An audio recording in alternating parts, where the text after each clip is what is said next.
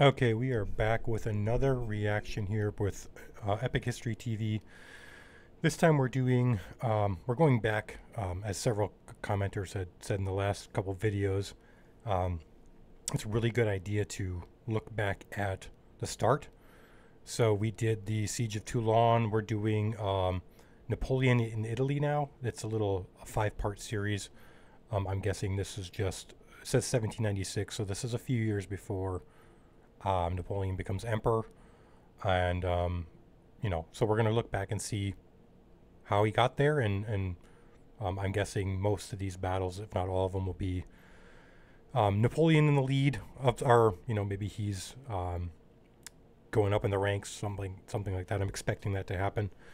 So we'll see what happens here in Italy. So thank you guys for giving me these videos to see in kind of like I guess chronological order. Instead of doing the other ones, we're doing, because Epic History TV kind of has like several playlists with, there's Napoleon in Italy, there's the one he's in Egypt, and then there's like the main one, and then there's his Marshall series. So I'm guessing this is the chronological order, is what I was told anyway, is the Napoleon Italy battles. So that's what we're going to do. We're going to watch these, this series first, and then we'll go on to, the other videos in order. Right, here we go. Productions collaboration. In 1796, at the height of the French Revolutionary Wars, a young French general took charge of a ragged, demoralized army in northern Italy. It was his first command. Many expected him to fail. Instead, in just 1 month, he won his first brilliant campaign. With astonishing self-confidence, boldness and energy, he led his army to victory after victory. Wow. Transforming the war in Europe, winning praise from a grateful republic, and forging a legend. This is the story of Napoleon Bonaparte's first campaign, and the dawn of a new age. Okay, part 1, Napoleon Italy. So it did say there at the beginning that many expected him to fail. That's going to be a question of mine. I'm guessing at this point, Napoleon, I guess he kind of has a name for himself from Toulon, but was he popular among other generals or, the troops at the time? Did he have like a good reputation, even as a soldier? Be interesting to know kind of what people's thought of him was, before he had all of his big success and became emperor. 1792. Europe is plunged into conflict by revolution in France. At first, it seems this infant republic will be quickly snuffed out by her neighbors. Incredibly, France clings on, thanks to mass mobilization, patriotic fervor, and her traditional military power. In 1795, France occupies the Low Countries, while Prussia and Spain withdraw from the war. But the French Republic... What was the reason they withdrew? Just they couldn't muster the people anymore? Or if you guys know why they withdrew from there, that'd be cool to know. Because those are two, looks like, obviously opposite sides of the continent. So that was kind of a little vice that they had France in a way. So having those two withdraw seems like a big deal. I mean, was it a big deal? The Republic still faces a powerful coalition of enemies, which includes the Austrian Empire and kingdoms of Piedmont, Sardinia, Naples, and Great Britain, as well as a counter-revolutionary revolt in the Vendée region of western France.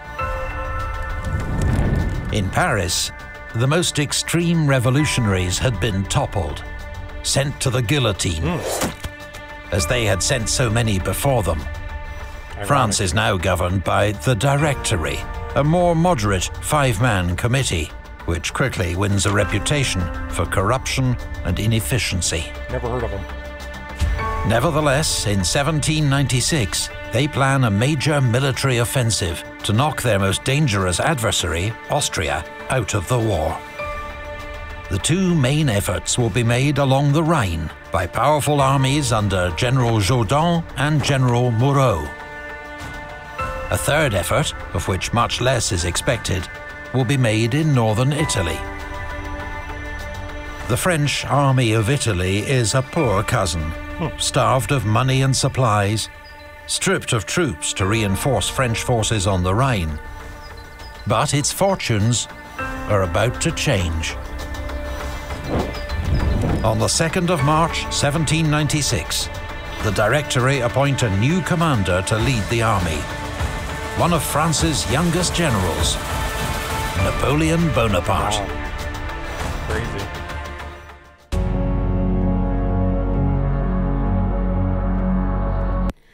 A general's most important talent is to know the mind of the soldier and gain his confidence. He is not a machine that must be made to move. He is a reasonable being who needs leadership. That is an excellent quote, and so very true even today's society. Often people think about, people in the military as just kind of cyborgs, or like, androids, just kind of listening. They're all people. Most people in the military have family. They have things they care about. They have a home. So gaining a soldier's confidence, yeah, I would say that's a really great, obviously a huge aspect of leadership. And it is interesting to see, they said that he was the youngest general or leader. The Directory, so I don't know much about them. Obviously it said they were the people in charge. But why did they pick Napoleon? Because he had success in Toulon? Did he get like a referral from somebody? I don't know.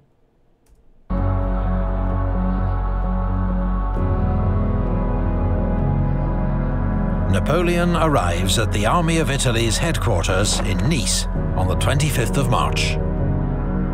He is just 26 years old. 2 years have passed since he masterminded French victory at the Siege of Toulon. Since then, his fortunes have been mixed. A short spell as artillery commander in Italy, 10 days in jail when his political patrons fell from power. He then refused to serve in the Vendée, fighting French counter-revolutionaries, leading to several months' unemployment in Paris. Then, an extraordinary break. 13 Vendémiaire, Paris. A royalist mob threatens to storm the national government. Napoleon is the closest general to hand and put in charge of its defense. He disperses the crowds with brutal efficiency. Now, in that painting or that drawing, it showed like armed, what looked like military people on both sides. Did the royalists have like part of the military, or was it just like civilians that had muskets and stuff? And is acclaimed savior of the revolution.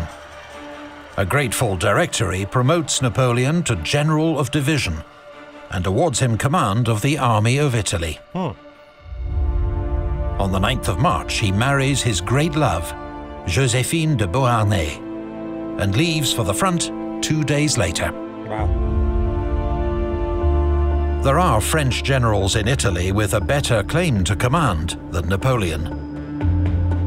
Serrurier, a professional soldier who first saw action in the 7 Years' War, a decade before Napoleon was born. Wow.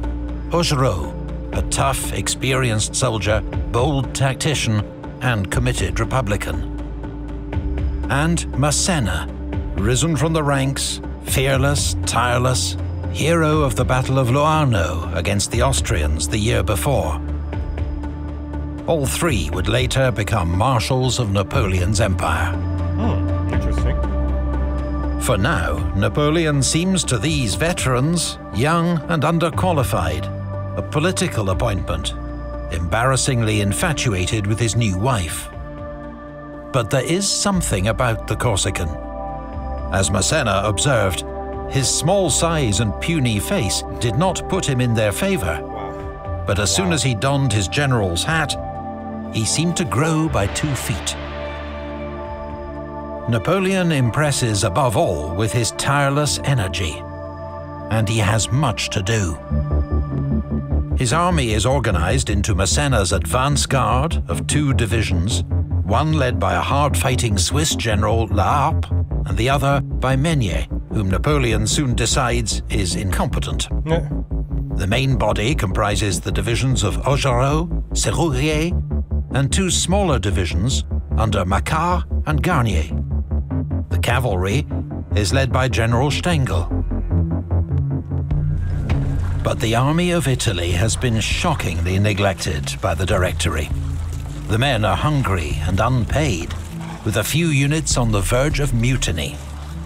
Some men don't even have shoes or muskets. That's wild. Napoleon inspects the troops and studies reports. He enforces discipline and breaks up rotten units.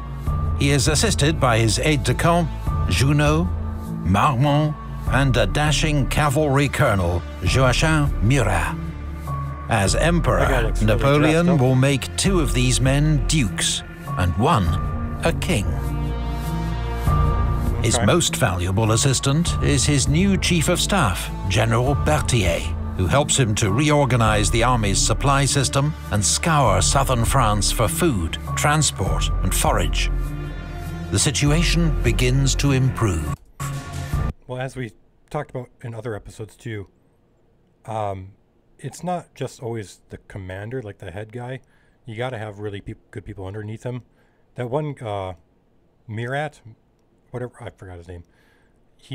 Man, that guy looked dressed to the nines. He looked stylish. But, you know, you got to have people underneath you that will follow your orders and do the job they're supposed to do, and kind of believe in your vision too. But Napoleon knows what will really rejuvenate his ragged divisions. Victory in battle, and the promise of plunder. Yeah.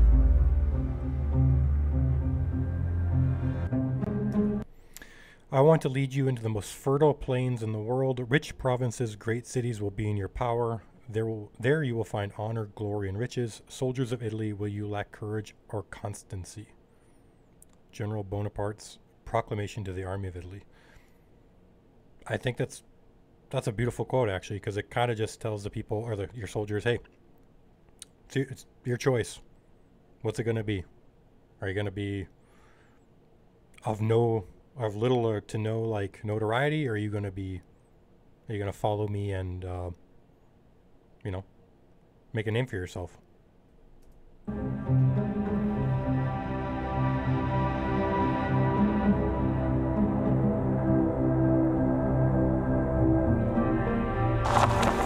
Napoleon has spent 2 years studying the situation in northern Italy and the history of past wars here. He has developed clear plans on how the campaign must be fought. Now, he will put them into action. Napoleon, with 38,000 troops, outnumbers the Piedmontese and the Austrian army. But if they combine, he will be outnumbered, so he must prevent this at all costs. His plan bears all the hallmarks of what will become known as the Napoleonic art of war. A bold, rapid advance, not against the expected target, Genoa, but Dago. Here he will occupy the central position and prize his enemies apart. He knows that when threatened, the Piedmontese will retreat on their capital Turin, the Austrians on Milan. Okay. With his enemies divided, unable to support each other, he can defeat each in detail. Napoleon's plan will be aided by the fragility of the Austro-Piedmontese alliance. They regard each other with deep distrust after years of rivalry. Of course. The new Austrian commander, General Beaulieu, is experienced and was once considered energetic, but he is now 70 years old and does not know Italy. Wow. He is convinced the French will target Genoa, the port used by the British to supply their coalition allies. So much so that he rejects Piedmontese plans for close cooperation. Their troops remain scattered across mountain passes in a general defense against invasion. On the 4th of April, Napoleon moves his headquarters forward to Albenga in preparation for his offensive. But Beaulieu strikes first. On the 10th of April, Austrian troops take Voltri to disrupt the expected French attack on Genoa. The small French garrison falls back to join Massena's advance guard at Savona. But Beaulieu's fixation with Genoa is playing into Napoleon's hands. Dago, with its vital crossroads that link the Piedmontese and Austrian armies, is covered by just 8,000 men of Argenteau's corps. Mountainous terrain means Beaulieu can only march to Argenteau's aid via Acqui, more than 20 miles to the north. What's more, Argenteau has orders to take French positions at Montenotte as a diversion for the attack at Voltri. But the French cling on courageously. Corporal Roache particularly distinguishes himself, exposing himself to enemy fire to shoot down on the enemy. His commander, Colonel Rampont, tells his men, "Here we must conquer or die," a moment which quickly enters French military folklore.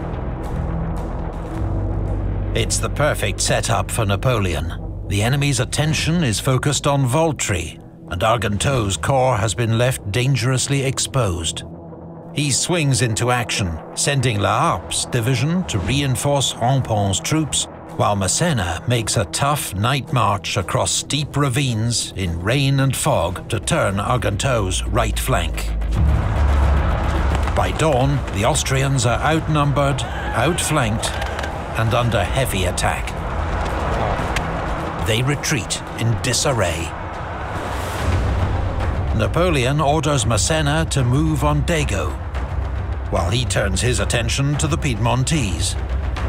And I mean, it's just, even from this little bit we've seen so far, that speed is, you know, it's incredible, because it doesn't seem like anybody really takes that into consideration when they're fighting Napoleon. I guess, I mean, at this time, Napoleon's new, so, you know, they don't really have much to go on necessarily, but it just seems like a lot of weird decisions on the Austrians' part, and then you know, the Piedmontese tried to kind of do a joint defense, it said, and then the Austrians weren't really into it. So you find that a lot, and even in modern conflicts, you know, it's like two nations or two groups need to work together.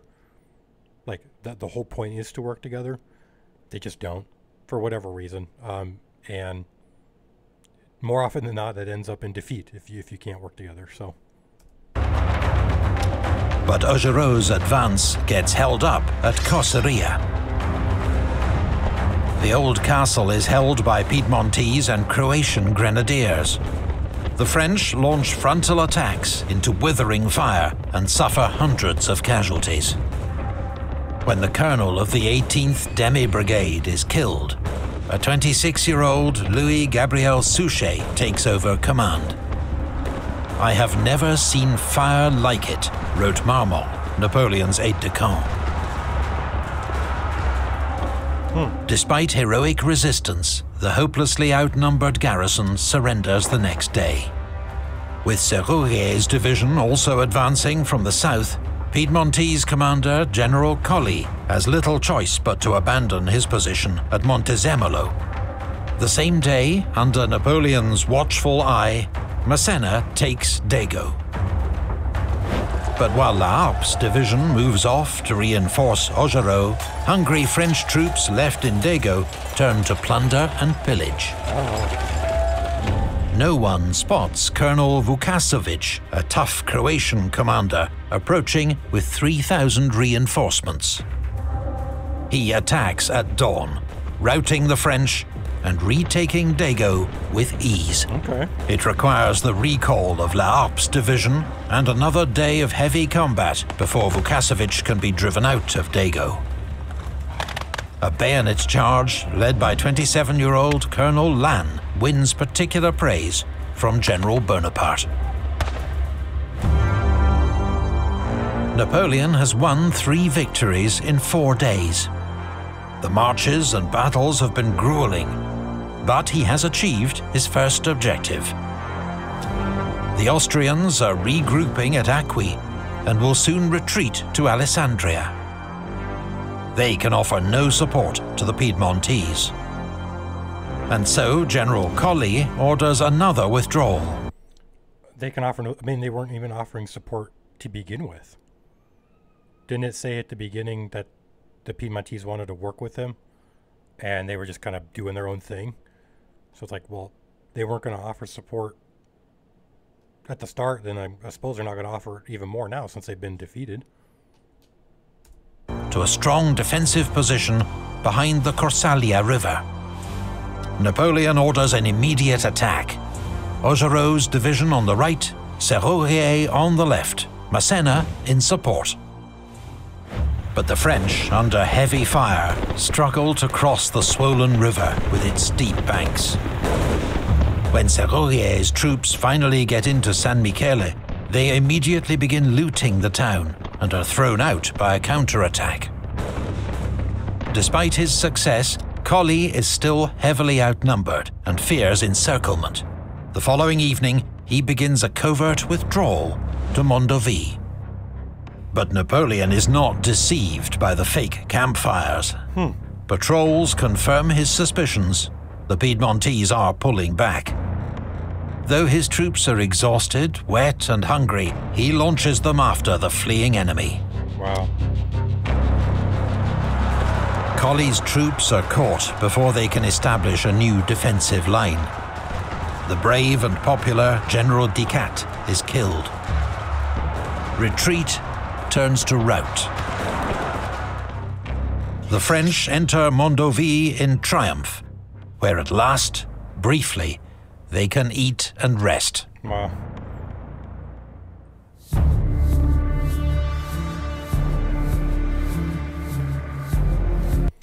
The 2 armies which lately attacked you in full confidence now fly before you in terror. General Bonaparte's proclamation to the Army of Italy. Yeah, it just seems like none of these people are prepared. I don't know. I guess I don't really know how else to put it. I mean, I know they're outnumbered, so you can't really fault him for that. But when, I don't know, it seems like the decision-making just takes forever. And maybe that's how it was back then before Napoleon kind of started the style of like hit hard, hit fast.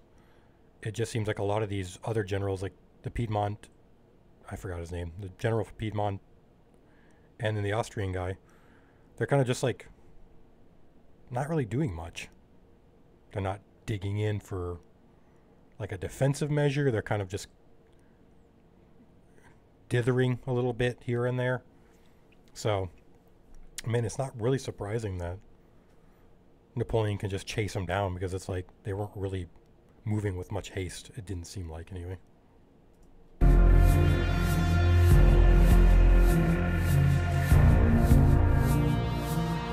General Colli, his defeated troops scattered and demoralized, requests an armistice.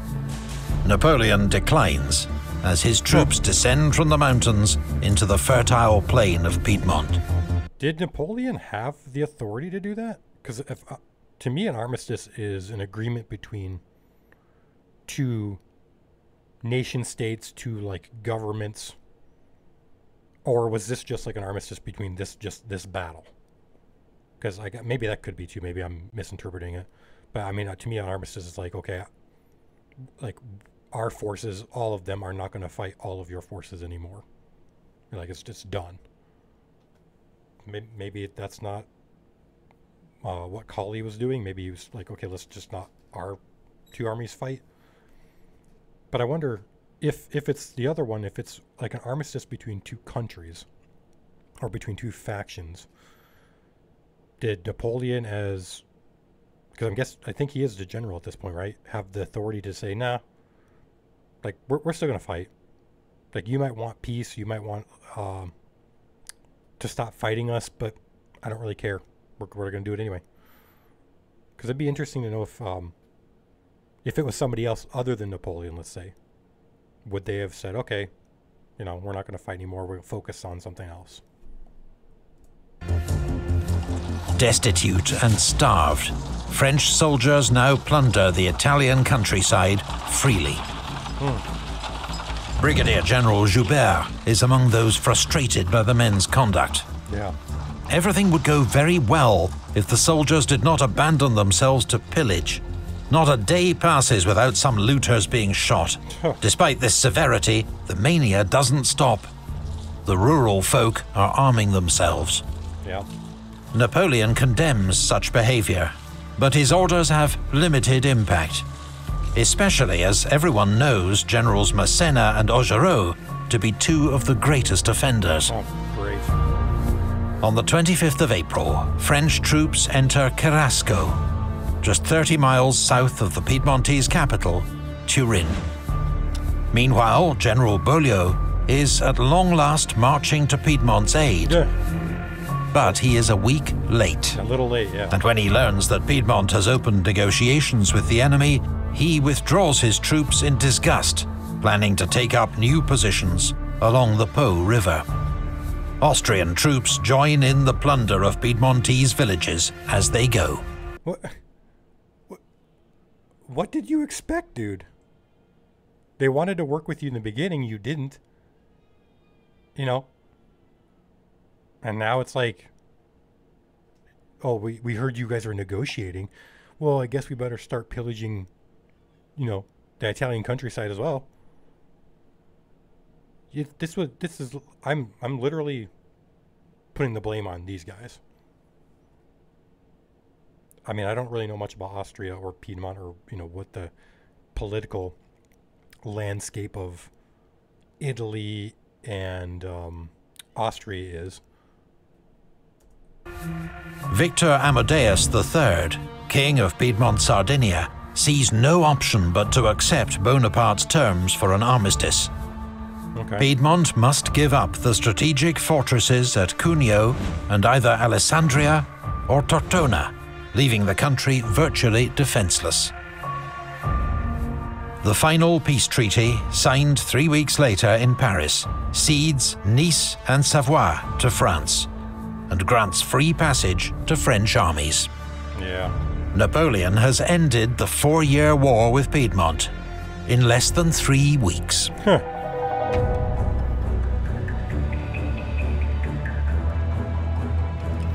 Soldiers, you have won 6 victories in a fortnight and conquered the richest part of Piedmont. But soldiers, you have yet done nothing, for there still remains much to do. General Bonaparte's proclamation to the army of Italy. Yeah, I mean, if you're Piedmont, you basically, I mean, what choice do you have? Your only real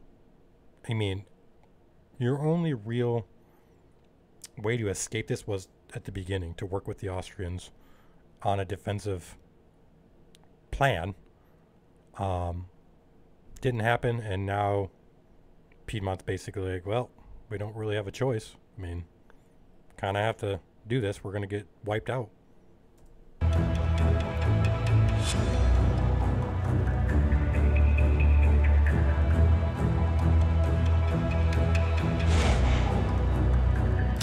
The army of Italy has little time to rest on its laurels. 4 days later, having received 7,000 reinforcements and fresh supplies, it's on the move again. Napoleon plans to invade the rich province of Lombardy, ruled by the Emperor of Austria, and defeat Beaulieu's army. But first he must cross the Po River, which is closely watched by Austrian forces. It will prove one of Napoleon's most brilliant maneuvers. Massena is ordered to make conspicuous preparations to cross the river near Sale, assembling boats and building gun batteries. Meanwhile, Napoleon has formed a new elite brigade, 5,000 grenadiers, carabiniers and chasseurs to act as the army's advance guard under the command of General d'Allemagne. This force is ordered to march rapidly east, to Piacenza and cover 40 miles in just 36 hours. Dang. They are followed by La Harpe's division, then Augereau and the cavalry. They're booking it. Beaulieu receives reports that French troops are moving east and begins to redeploy his forces, while remaining conscious that there are still French troops that might cross the Po as far west as Valenza. This uncertainty makes it impossible for him to concentrate his forces. What's more, he's completely underestimated the scale and speed of Napoleon's move. Yep, seems like it. The French advance guard, with Colonel Lannes in the lead, crosses the Po on the 7th of May, chasing off Austrian patrols that are the only opposition. By the next morning, most of La Harpe's and Augereau's divisions and the cavalry are across, consolidating the French bridgehead, while Massena and Serrurier move to the crossing as fast as they can. Men of General Liptay's division are the closest Austrian troops. They take up defensive positions at Fombio, but are overwhelmed by the French attack. That evening, Beaulieu's advance guard arrives, expecting to reinforce Liptay. Instead, they blunder into La Harpe's division. Whoops. In confused night fighting, General La Harpe is shot dead, possibly by friendly fire. Napoleon regards him as one of the army's best generals, and his loss a great blow. Yikes. Beaulieu, realizing that the French have crossed the Po in force and now threaten to cut him off, orders a rapid withdrawal east. Milan is to be sacrificed. The great fortress of Mantua will be his next refuge. Really? The French advance guard is soon in pursuit. On the morning of the 10th of May, they catch the Austrian rearguard at Lodi.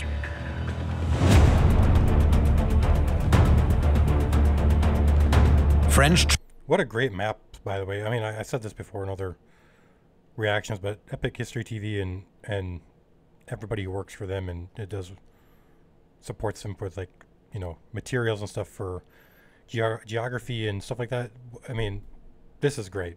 It makes it so much easier to understand the positioning, I guess, and also the terrain and how it affects battles. So this is awesome. Troops chase the Austrians across town and over the town's 200-yard bridge over the River Adda. Wow. But when they try to follow, they find the bridge is swept by fire from 14 guns. Its far end is held by 3 battalions of Croatian infantry. Several more battalions and cavalry squadrons are behind them in reserve, around 6,500 men in total. Napoleon soon arrives and positions guns to bombard the Austrians on the far bank. An artillery duel rages for much of the afternoon. Napoleon sends Beaumont's cavalry brigade upstream to look for a ford so they can cross the river and flank the Austrian defences. Okay. But he grows impatient. Massena's division has begun to arrive from the south, bringing his strength up to 15,000 men and 30 guns. Napoleon makes a speech to the infantry, taunting them, daring them to take the bridge, then orders them forward. Wow.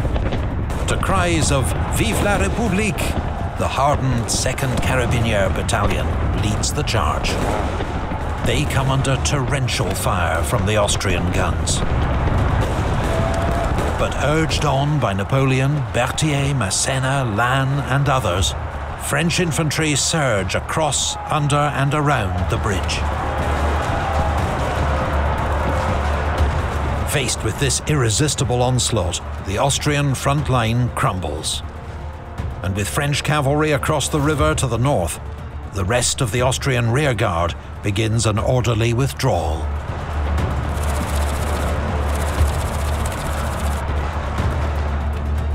Dang. I no longer regarded myself as a simple general, but as a man called upon to decide the fate of peoples. Napoleon Bonaparte after the Battle of Lodi. Yeah, I mean, first off, imagine being the very first people in that column to go across the bridge. The amount of bravery and, loyalty you have to feel to not only your general, Napoleon, but also to your country. Knowing that you have a battery of cannon and guns and everything shooting at you, that takes a lot. I think it takes a lot.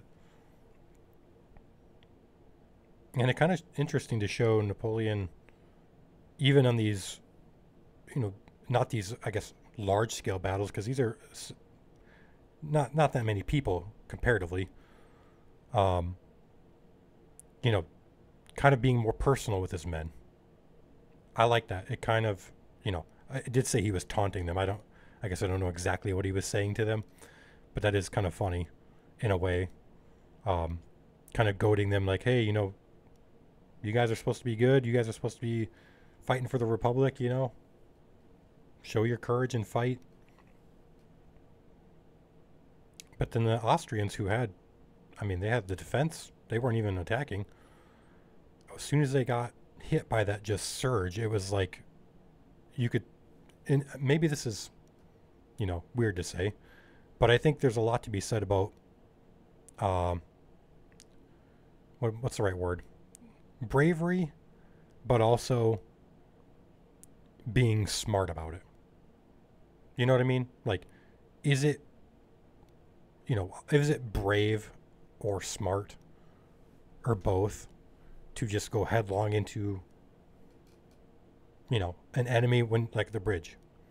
But that's why Napoleon sent the cavalry around, but obviously it seemed like it was taking too long. But it's like, the decision he made to do that, I think, is probably what sets him apart from other generals, because maybe other generals wouldn't have made that call, knowing how dangerous it is, and that it's a risky maneuver. So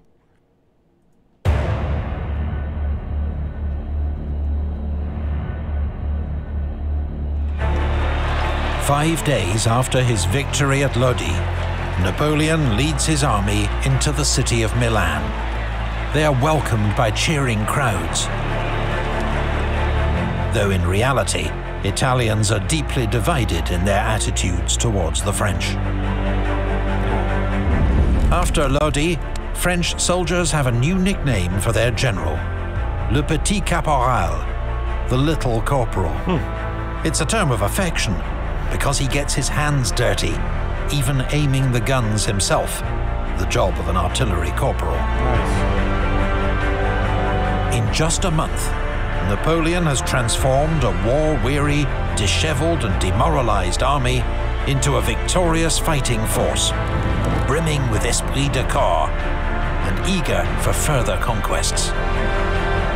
While he, in his first campaign, has demonstrated extraordinary energy, mastery of detail, brilliant military intuition, above all, indomitable self-belief. It is this quality that inspires his soldiers to risk their lives for glory, for the Republic, and for the man they will one day acclaim their emperor. A big thank you to PMF Productions for their help creating this series and charting Napoleon's movements across northern Italy. We highly recommend their YouTube channel featuring their own detailed series on Napoleon's Italian campaigns, which you can find by searching PMF Productions or using the link in our video description. Thank you also to artist Keith Rocco for kind permission to use his artwork in this series. You can find more of Keith's brilliant Napoleonic art via the link in our video description. Beautiful. And thank you, of course, to all the Epic History TV Patreon supporters who make this channel possible. Visit our Patreon page to find out how you can support our work, help choose future topics, and get ad-free early access to new videos. Thank you to everybody who takes part in this. It's amazing. That artwork was awesome. Like that, I love that kind of stuff. But this is an incredible first video in this series because it really kind of sets the stage in a way of in a way to say old versus new. It seems like Napoleon has new ideas.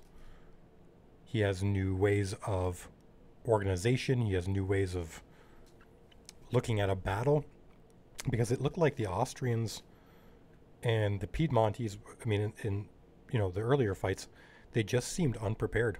They just seemed like they didn't really know how to handle things. They were marching slowly. They were unorganized. They didn't take decisive action when they should have. And then here comes Napoleon, and he's the exact opposite. I mean, and maybe there's something to say about his age too. I mean, he's very young compared to, I think the Austrian guy, I forgot his name. He was like, did they say 70? So there's a huge difference in like the narrator said, energy-wise. You're, such a young guy, you're gonna be brimming with, a sort of aura that you might not find around somebody who's 70, and that's not a bad thing. They say with age comes wisdom, but with youth comes energy.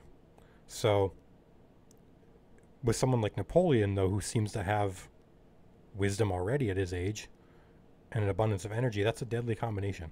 So I can see why his troops would, be willing to go across that bridge, like I was saying earlier. They believe in him. They believe in his abilities as a leader. And I think also importantly, like the narrator was saying, Napoleon believes in himself. And, obviously we don't know what's in Napoleon's mind all the time. I'm sure he wrote, I don't know if he had a journal or not. I'm sure he wrote some things down, but, being so young and being in charge of the lives of so many men, I don't think a lot of people could handle that. Personally, I just don't. I know me as a person, my personality does not lend itself for that. I'd be so worried about causing the death of people that I wouldn't necessarily take the actions I need to. And that doesn't seem like, not to say Napoleon doesn't care about his troops, but it doesn't seem like Napoleon, kind of puts weight on that. He just puts weight on making the decision, trusting his instincts, and it seemed to pay off here in this first episode. So this is really awesome. I like this. Again, didn't know much about Napoleon Wars, especially not Italy. The only thing I knew about Napoleon Wars is what it was fought in France and Central Europe and Russia. I didn't know he was in Italy. So this is cool. And then obviously there's a playlist for him in Egypt. Looking forward to that one too. But yeah, we'll continue on this. And guys, anybody want to add comments, give me some knowledge, help me understand more. I love it. Like I said, I'm here to learn, and hopefully after watching the entire Napoleon series, I'll be able to tell other people and be more well informed. So thank you guys for joining me. Peace. Have a good one.